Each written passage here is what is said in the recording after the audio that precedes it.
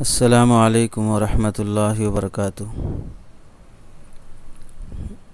اللہ تعالیٰ کی طرف سے ہماری بدعمالیوں کے نتیجے میں سزا کے جن ایام سے گزرنا ہو رہا ہے کہ ہر طرف وبا، وائرس، مختلف امراض اور معمولی بہانوں میں موت کی خبریں، بیماری کی خبریں سننے میں آ رہی ہیں۔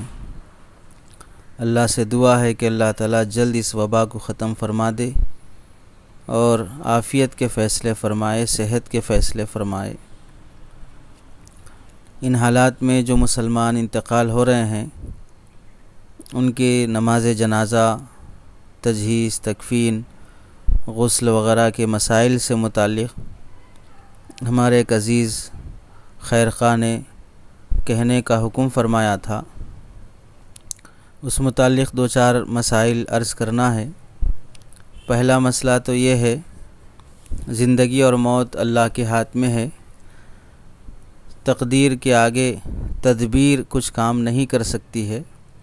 بندے کو چاہیے کہ اپنے بس میں جتنا ہے حفاظتی تدابیر، پرہیز، علاج، معالجہ، ڈاکٹروں کی ہدایات پر عمل کرنا، حکومت کی ہدایات پر عمل کرنا، دعائیں، اللہ کی طرف رجوع، یہ سب چیزیں آدمی شریعت کی روشنی میں عمل کرنا، اس کا اختیار کرنا بہت ضروری ہے۔ اس کے بعد بھی اللہ نہ کرے کسی کا انتقال ہو جائے تو اللہ کے فیصلے پر راضی رہنے کے علاوہ ہمارے پاس کوئی چارہ نہیں ہے، اور ہم اس بات کا یقین رکھتے ہیں کہ اللہ نے ہماری جان و مال جنت کے بدلے خرید لی ہے۔ اس کی مرضی ہے وہ ہماری جان میں جیسا تصرف کرے، ہمارے مال میں جیسا تصرف کرے۔ ان اللہ اشتری من المؤمنین انفسهم واموالهم بان لهم الجنہ۔ ہمیں اس جنت کی فکر کرنی چاہیے۔ ان حالات میں کوشش یہی ہو کہ اللہ کو ناراض نہ کریں۔ دیکھ رہے ہیں کہ ہر چیز اپنے سے چھوٹ جا رہی ہے، ایک اللہ کے پاس حاضری طے ہو رہی ہے، تو پھر اس کو ناراض کر کے اس کے پاس حاضر ہونا ہمارے لیے بڑی خسارے کی بات ہو جائے گی۔ جو لوگ دنیا سے مرض کی وجہ سے انتقال ہو رہے ہوں ان کے لیے اللہ کے نبی صلی اللہ علیہ وسلم نے بڑی بشارت سنائی ہے کہ اللہ انہیں شہادت کا ثواب دیں گے۔ مسلمان کی ہر حال میں خیر ہی خیر اللہ کے نبی نے اور اللہ نے رکھی ہیں۔ نعمت ملے شکر کرے تو بھی ثواب ہے، مصیبت آئے صبر کرے تو بھی ثواب ہے۔ تو جو بھی انتقال ہو رہے ہیں ان کی تحقیر دل میں نہ ہو کہ کرونا سے مر رہے ہیں، کرونا سے مر رہے ہیں، کرونا سے مر رہے ہیں۔ تو اس بیماری سے مرنا بندے کے اختیار میں نہیں ہے کہ وہ اپنی مرضی سے وہ مرض لگا کے اپنے آپ کو مر رہا ہو۔ اللہ کا فیصلہ ہے، کوئی اسے روک نہیں سکتا ہے۔ تو اس مرض میں مرنے والے کی تحقیر یا اس کا تذکرہ حقارت سے یا اس کی کسی طرح سے تذلیل وغیرہ شرعاً ہمارے لیے ہرگز جائز نہیں ہے۔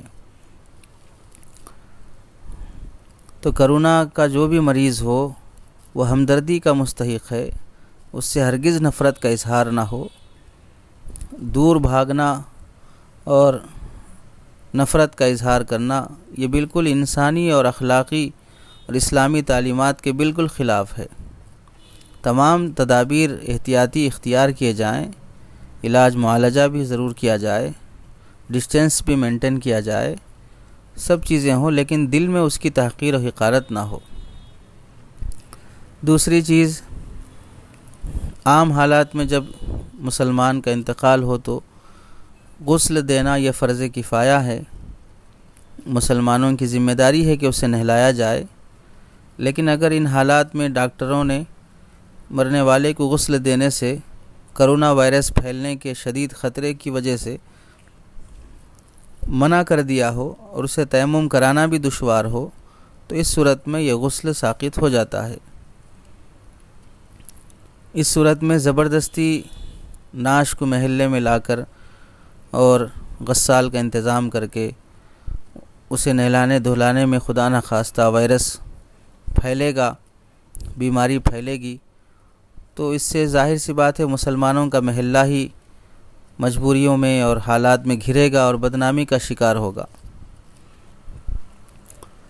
تیسری بات یہ ہے میت کو کفنانے کا مسئلہ، کفن پہنانا بھی عام حالات میں اس کے معمول کے کپڑے اتار کر 3 کپڑوں میں کفن دینا یہ سنت ہے، لیکن اگر ہاسپٹل کی طرف سے ہی میت پیاک ہو کے آ رہی ہو اور اسے کھولنے سے منع کیا جا رہا ہو اور کافی دشواری ہو رہی ہو تو اس صورت میں بھی یہی حکم ہے کہ اسی پیاک شدہ کفن میں ہی اسے دفن کر دیا جائے گا۔ چوتھا مسئلہ یہ ہے میت کی نماز جنازہ یہ فرض کفایہ ہے۔ کرونا کا جو شخص شکار ہو کے مر رہا ہو اس کی نماز جنازہ بھی تمام احتیاطی تدابیر کے ساتھ پڑھی جانی چاہیے، جتنے لوگوں کی اجازت ہو اتنے ہی لوگ پڑھیں۔ نماز جنازہ کے لیے بھیڑ اکٹھا نہ کریں۔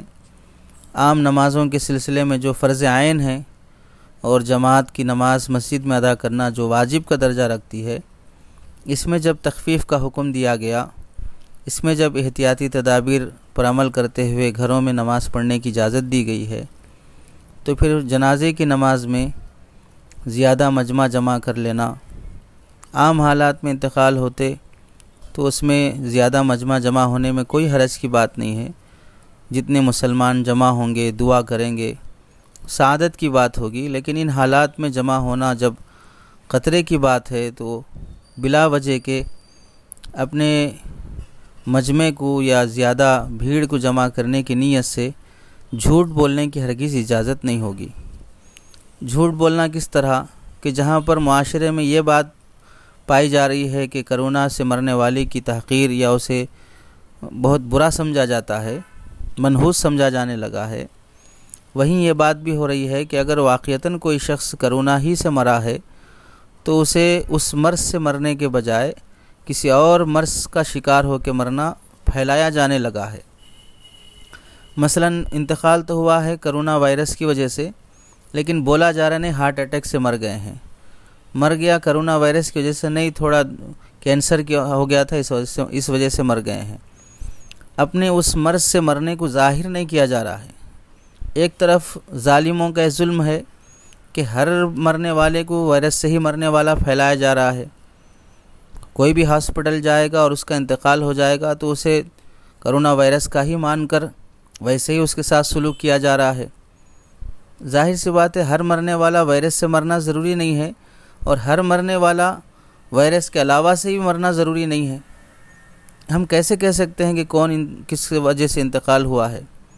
تو اگر کسی کے بارے میں ڈاکٹروں نے وائرس سے مرنا ظاہر کیا ہے یا ہمیں اس کے سمٹمز دکھ رہے ہیں، ویسے آثار ہمیں ظاہر ہو رہے ہیں، بلا وجہ کے اسے جھوٹ میں بدلنا اور یہ کہنا نہیں وائرس سے نہیں مرے ہیں بلکہ فلاں وجہ سے مرے ہیں، عام جنازے کی طرح اب اس میں لوگ اکٹھا ہو رہے ہیں، مجمع جمع ہو رہا ہے، خدا نخواستہ کسی وجہ سے وہ وائرس اس جنازے سے پھیلے گا تو کس کو پریشانی ہوگی؟ کون تکلیف کا شکار ہوگا؟ کون حدود پامال کرنے والا شمار ہوگا؟ اس سب کا وبال کون برداشت کرے گا؟ یعنی ہم اپنے جنازوں کو بھی تکلیف کا سبب بنانا چاہ رہے ہیں، اپنے جنازوں کو بھی بدنامی کا ذریعہ بنانا چاہ رہے ہیں۔ تو اس واسطے جو شخص جس مرض میں انتقال ہوا ہو بلا جھجک اس مرض کو ظاہر کرنے میں کوئی حرج نہیں ہے، وہ مرض اس کا اختیاری نہیں ہے، اس مرض میں مرنا اس کی کوئی اپنی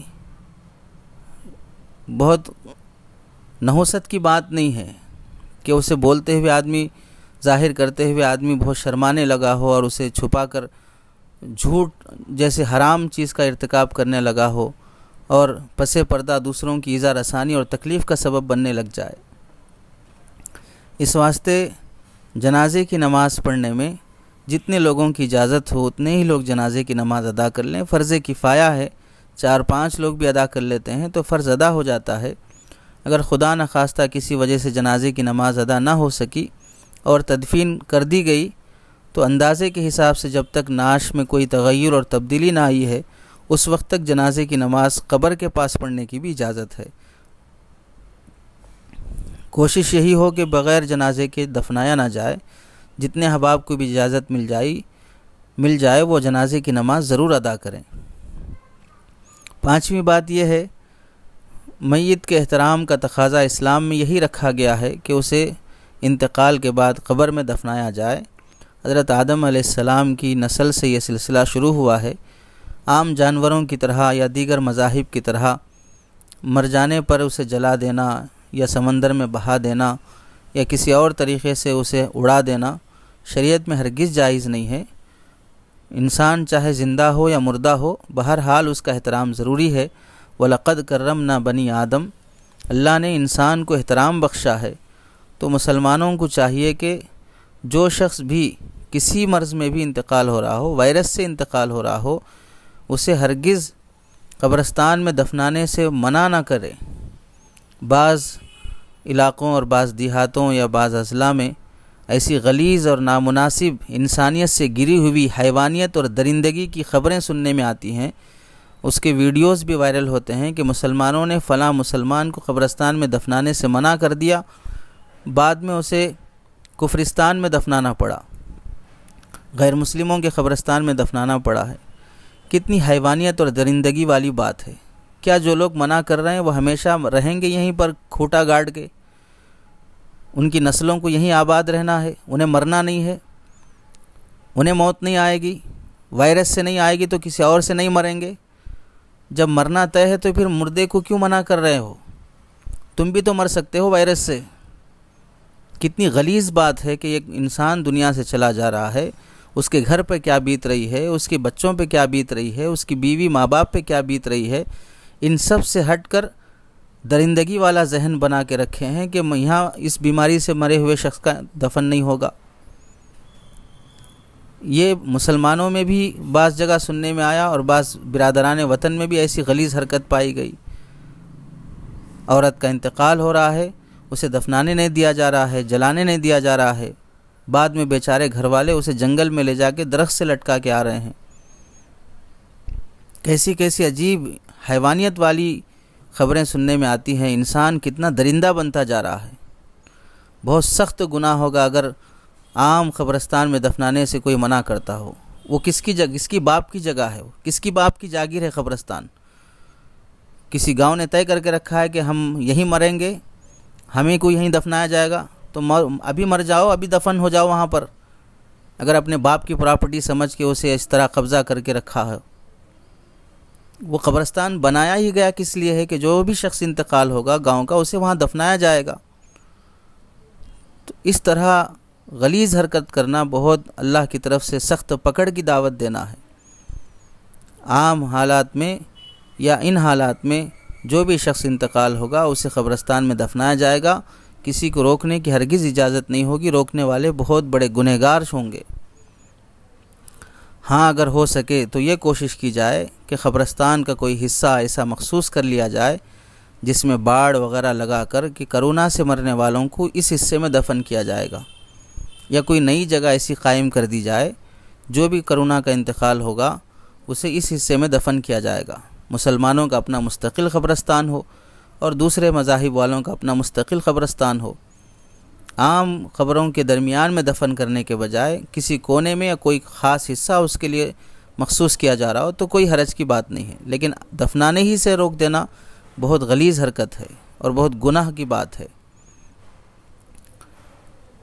مشترکہ قبرستان نہ ہو، یعنی ایسا قبرستان نہ ہو جس میں مسلمان غیر مسلم سب کو دفنایا جا رہا ہو، بلکہ مسلمانوں کا اپنا مستقل قبرستان ہو، اس میں عام بیماریوں سے مرنے والے اور وائرس سے مرنے والے دونوں کے لیے الگ الگ حصہ کر دیا جا رہا ہو تو کوئی حرج کی بات نہیں ہے۔ اس کے علاوہ دفنانے سے روک دینا اور جلا دینا اور جلانے کو ترجیح دینا یہ شریعت اسلامیہ میں جائز نہیں ہے۔ مسلمانوں کے لیے لازم ہے کہ ایسی حرکتوں سے بچیں اور کسی پر اس طرح کا دباؤ نہ ڈالیں کہ اسے دفنانے سے روکا جائے یا اسے قبرستان میں جگہ نہ دی جائے۔ ضروری ہے کہ تجہیز تکفین کے مسائل میں اسلامی تعلیمات پر عمل کریں۔ اللہ سے دعا ہے کہ اللہ تعالی ہمیں اسلام پر 100% چلنا آسان فرما دے، وائرس کو ختم فرما دے، اللہ تعالی ہر بیمار کو صحت و شفا عطا فرما دے۔